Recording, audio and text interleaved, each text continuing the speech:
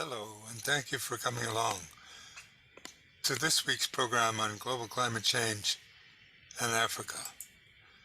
This week we'll be looking at coastal urban vulnerability, deltas, estuaries, and beaches.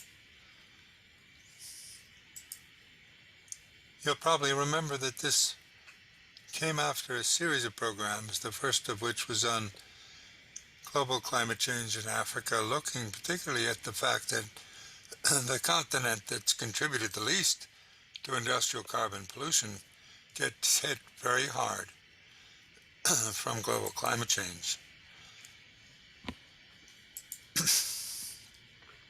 In the second program, we looked at history of Africa from the point of view of the Annales School in France.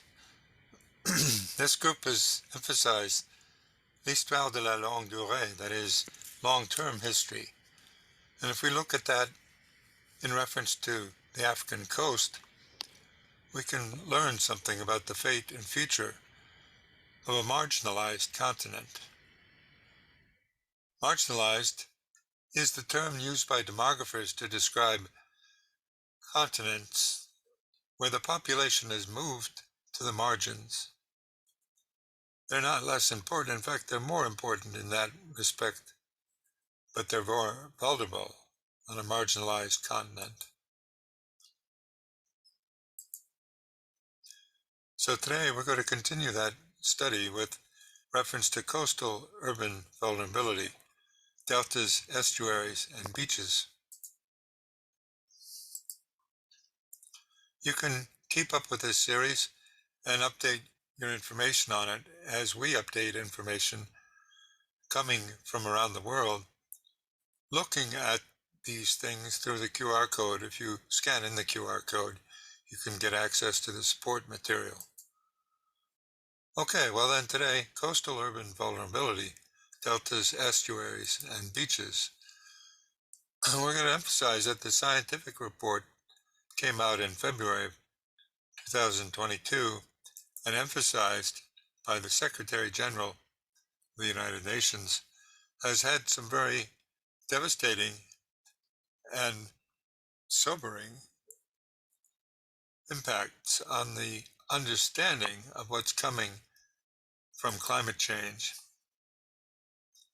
Scientists have for several decades pointed out that we're in real trouble, especially in reference to sea level rise, because we might, as Jim Hansen has put it, we might lose all coastal cities. And we're going to conclude with a statement by the Prime Minister of Barbados in a speech she gave in Ghana, reflecting on how the international instabilities caused by climate change and driven by an accelerated pace of events and cascading economic implications of the Ukraine war have meant that coastal populations and poor countries are particularly vulnerable. Well, as we said, we started this with a reflection on the fact that the continent that's contributed the least to industrial carbon pollution got hit very hard and is being hit very hard from global climate change.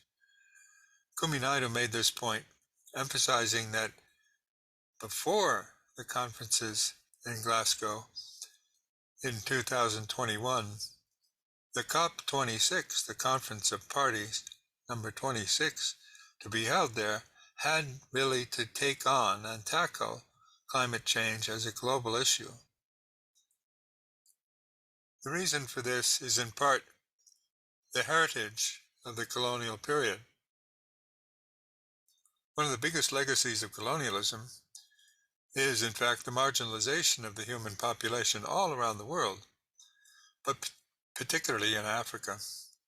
Figures like this, Cecil Rhodes, had ambitions of unifying the continent with technology, in this case, a cable from Cape Town to Cairo was one of his dreams. And these things can be looked at in the historical record. But the margins, Cape Town to Cairo, take on a new meaning in an era of global climate change. Yet the legacies of colonial rule and the whole colonial exchange induced by maritime empires have meant that the populations have become marginalized by moving to the margins of the continent, just at a time when things like sea level are changing radically. What is happening then to the margins of the African continent, in the deltas, the estuaries, and the beaches? Well, this you can look at in detail by calling up the stories from transition studies. Every story referred to here with the yellow frame around it can be consulted on transition studies. To begin with, we want to look at the importance of the scientific information that has just come out and has been emphasized as globally significant by Antonio Guterres, Secretary General of the United Nations. Let's listen to what he had to say. I wanted to go to the new UN report that just came out. The United Nations warning Monday humanity has less than 3 years to slash greenhouse gas emissions nearly in half in order to prevent the most catastrophic effects of the climate crisis. In this major new report, scientists with the UN's Intergovernmental Panel on Climate Change, the IPCC, find that without immediate and dramatic action, it'll be impossible to limit global temperature rise to 1.5 degrees Celsius above pre-industrial levels. UN Secretary General Antonio Guterres said the report documents a litany of broken climate promises by nations. It is a file of shame, cataloguing the empty pledges that put us firmly on track towards an unlivable world. We are on a fast track to climate disaster. Major cities underwater, unprecedented heat waves, terrifying storms, widespread water shortages, the extinction of 1 million species of plants and animals. And this is not fiction or exaggeration. It is what science tells us will result from our current energy policies. This then will be the result of what will happen if we pursue our current energy policies. The impact for the whole continent of Africa, particularly its margins, the deltas, estuaries, and beaches, well, they'll be significant. And that is made clear from the evidence in Egypt. The Egyptian city of Alexandria, for example, is sinking due to global warming. And simultaneously, it's getting drier on land, but subject to amazing and unprecedented floods in flash flooding events. Even extreme weather to the extent of getting snow in Alexandria. It's really quite extraordinary. A snow event anywhere in the Mediterranean is a bit extraordinary, but here in Alexandria, which is too hot in the summer, is running out of drinking water, and in fact it gets hit by snow in the extreme weather events of December this last year. At the same time, the struggles involved the intrusion of salt water into the entire area and the flooding on a regular basis, not just storm surge, but flooding of downtown areas in Alexandria. As one report put it, Alexandria expected to sink by 2100 AD, surrounded by the sea from 3 sides. Further, there's an impact on existing archaeological sites. The salt water and the groundwater that's changing its distribution because of climate change is eroding the large-scale structures around the pyramids that have been in place for thousands of years. In addition to that, there's a huge problem with reference to the flow of water down the Nile. The agriculture in the country of Egypt is largely dependent upon the annual flow of water down the Nile.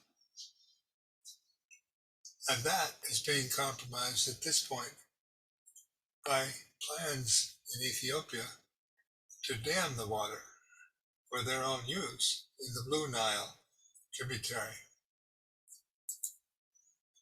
This has led to major international conflicts and the open question, why can't Egypt and Ethiopia end the Nile Dam dispute? Who owns the Nile water? Well, it's not a straightforward issue, and it could come to blows. This is in effect what is being warned about by scientists for decades, that given the world's climate change patterns, there may be in deltas and estuaries and even on the beaches, global water wars that get going over the control of the remaining freshwater supplies and the impact among coastal populations of shifting sea levels. The scientists have been predicting the trend of these events for more than 30 years. Back in June of 1988, James Hansen made a very famous statement to the United States Senate. He had been working on these things for decades, and in the scientific literature, it was known since the 1970s, 50 years ago, that climate change was going to be a major problem. They published information about this in the scientific journals and reached a consensus which finally erupted into public consciousness on the 23rd of June, 1988, when James Hansen said to the senators, we have a signal of global warming, and humans are to be held responsible for the change in climate. The social impact of terrestrial carbon combustion has also been looked at over this period. Dr. Hansen's insights and warnings have increased in severity and alarm ever since his 1988 testimony. The repeated and cumulative history of the accuracy and the tone of his warnings concerning the UNFCCC climate agreement has meant that his assessment of these accords, especially the Paris Accord and the COP meetings ever since, is of particular significance. Both scientists and policymakers are increasingly attentive to his statements because they have very often proved correct over time. This is the context that explains the importance of his statement about coastal cities after the Paris Accords were reached. He was asked about those Paris Accords and basically said they were a recipe for disaster. It's worth listening to him in detail. The way the commentators put it on the title of the YouTube webcast was that Jim Hansen, and then they put in quotes, we might lose all coastal cities, suggesting that he used the phrase, we might lose all coastal cities. Then, of course, they played the interview with him. Now, it's worth looking at that in detail, because did he actually say that, or did he say something, in fact, something very much more ominous? Let's take a look.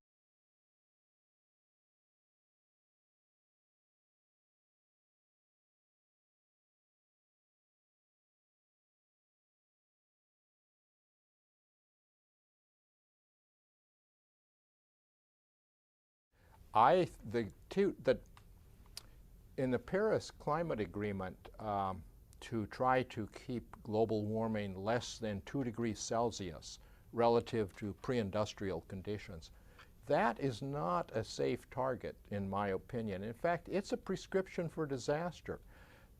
The last time the planet was 1 degree Celsius warmer was in the Eemian period, the prior interglacial period, about 120,000 years ago.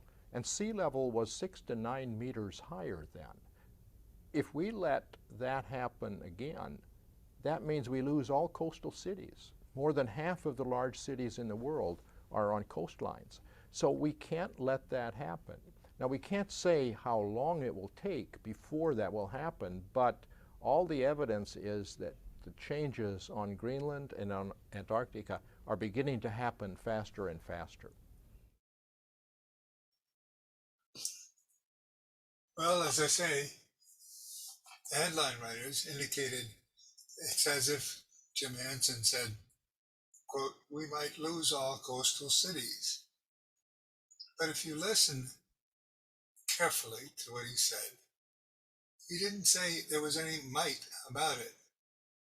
What he said was the last time we had temperatures in the range of what we're headed for, we had sea level 6 to 9 meters higher than it currently is.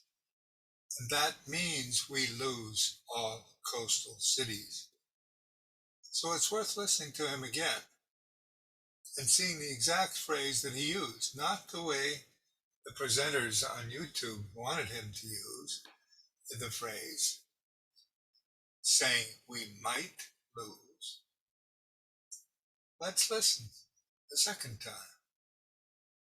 In the Paris Climate Agreement, to try to keep global warming less than 2 degrees Celsius relative to pre-industrial conditions, that is not a safe target, in my opinion. In fact, it's a prescription for disaster. The last time the planet was 1 degree Celsius warmer was in the Eemian period, the prior interglacial period, about 120,000 years ago. And sea level was 6 to 9 meters higher then. If we let that happen again, that means we lose all coastal cities. More than half of the large cities in the world are on coastlines. So we can't let that happen. Now, we can't say how long it will take before that will happen, but all the evidence is that the changes on Greenland and on Antarctica are beginning to happen faster and faster.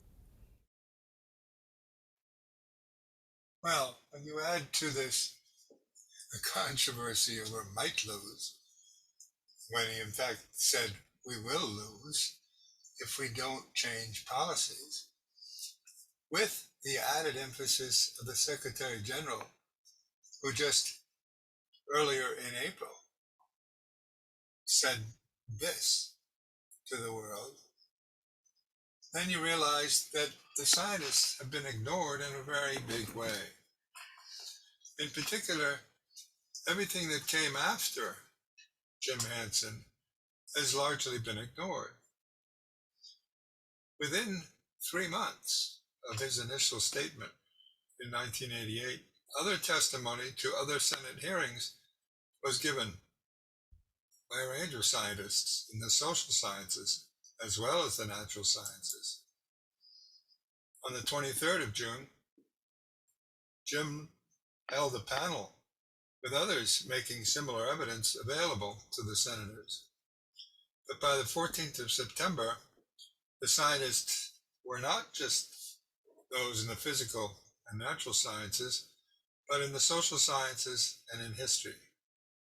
It's the combination of those two that came out within 3 months of each other that it's important to keep in mind, because the social dimensions of what was emphasized are underscored in that latter statement less than 3 months later. The statement was in fact made available to the public when portions of that testimony were added to an annotated bibliography prepared for the senators and their staff and published then separately as a volume called Environmental Decline and Public Policy, looking at pattern, trend, and prospect, and emphasizing that the senators had a choice, either choosing future sustainability or facing inevitable overshoot and collapse. That scientific warning has gone unheeded, and it's for that reason scientists are becoming more and more vociferous in their statements, joining groups like Extinction Rebellion to make their point. Scientists around the world have launched a new civil disobedience campaign demanding a climate revolution. In Spain, they joined protesters with Extinction Rebellion, who poured fake blood on the Spanish parliament in Madrid Wednesday, demanding real government action on the climate. This is Fernando Valladares, a climate scientist with the Spanish National Research Council. Climate change is here, and it is causing deaths of tens of millions of people. We, the scientists, are very worried and don't know what other language we have to express ourselves in. This is the reason for this rebellion, carried out by scientists in 25 countries all over the world. Climate science is not being heard, or at least not being converted into action. Now that the two sister reports about climate change are available from the scientific community with thousands of pages, they feel their only recourse now is to take to the streets and make clear the science to the public. These reports came out after the Conference of Parties in Glasgow in November of 2021. These are dated 2022. So these didn't even enter the consultations of the Conference of Party members in Glasgow, to which Kumi Naidoo was addressing himself.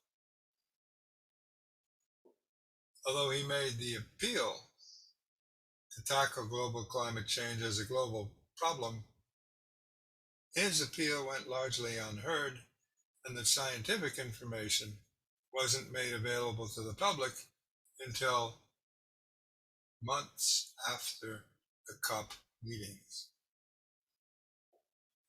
So he could affirm this all he wished. It was essentially ignored. But he is a climate justice advocate of world proportions. And he's taken the issue forward that Africa is a small source of CO2 emissions, that the world needs to tackle climate change. That it's a huge and growing threat for Africa as a continent, and that Africa already bears the brunt of climate change because of the promises that weren't kept. So the first thing he was asking for in COP26 was that the promises needed to be made good. Africa wants funding for climate adaptation.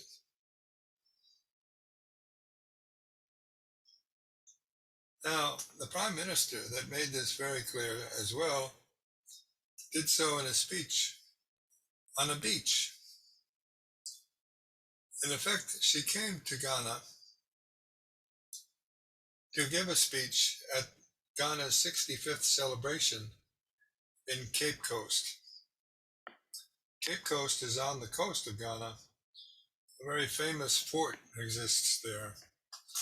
And she spoke very vehemently about the importance of the consequences of the Ukraine war on the one hand, and the racism and inequality built into climate inaction. Let's listen to what she had to say. Affecting your ability to produce food, affecting your ability to buy food, because the costs continue to rise. And now that it is compounded by the realities of the pandemic and the realities of the war in Ukraine, we expect, regrettably, that there will be difficult times, that there will be increases in prices continuing. And I say to you, the people of Ghana, that in the same way that we have in Barbados to explain to our people that the cost of living that now chokes so many of our people is regrettably not national, but global in nature. For we only need to look at the impact that will be happening soon as we get our next shipments of oil, as we get our next shipments of food, as we get our ability to negotiate whether we can in fact get the shipping arrangements to receive that which we want to buy. But we know that we come from a proud and resilient people, and not even the combination of the pandemic and the climate crisis and the consequences of aggression in Ukraine can cause us to bow and to lose focus. Yes, the times will be hard, but our ancestors have shown us that even in hard times, we can rise above this and hold firm to the view that we are a resilient and dominant people, capable of moving strong ahead. It is for that reason, Mr. President, that when we look at the global architecture and the lack of fairness in the structure of it, we too echo your own cause and that of others, that the African Union should be given a chance to become part of the global leadership if it is to be legitimate and if it is to be morally accepted by us all. The G20 cannot remain 20. The G20 must become the G21, for we know that in the African Union you constitute the 5th largest economy in the world with just under 3 trillion in production on an annual basis.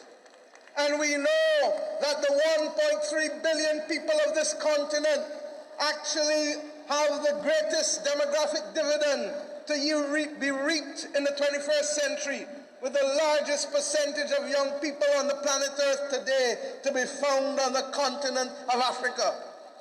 If there is to be a future for these young people in Africa, then that future must be shaped not just by those who tell us what to do, but must also be shaped by those who experience what it is to provide for the 1.3 billion people on this continent.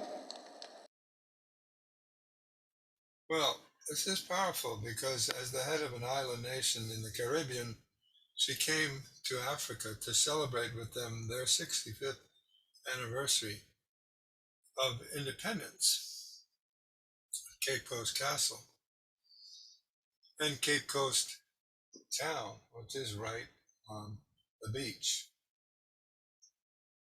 Her statements couldn't have been more powerful, and the symbolism of the Prime Minister of Barbados coming to Africa to make these statements on the coast wasn't lost on anyone who attended or who's heard the speech.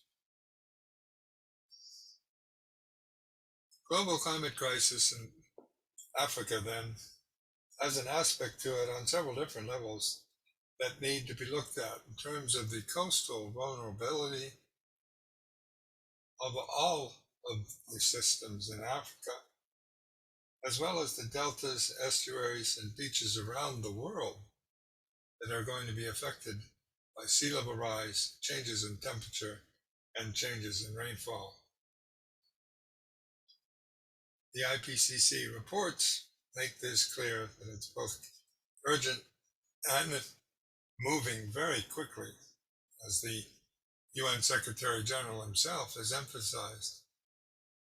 And Dr. James Hansen has emphasized this for more than 30 years in the public, 20 years before that in his own work for the scientific community, and most vehemently and powerfully, the Prime Minister of Barbados has made this case on the shores of West Africa.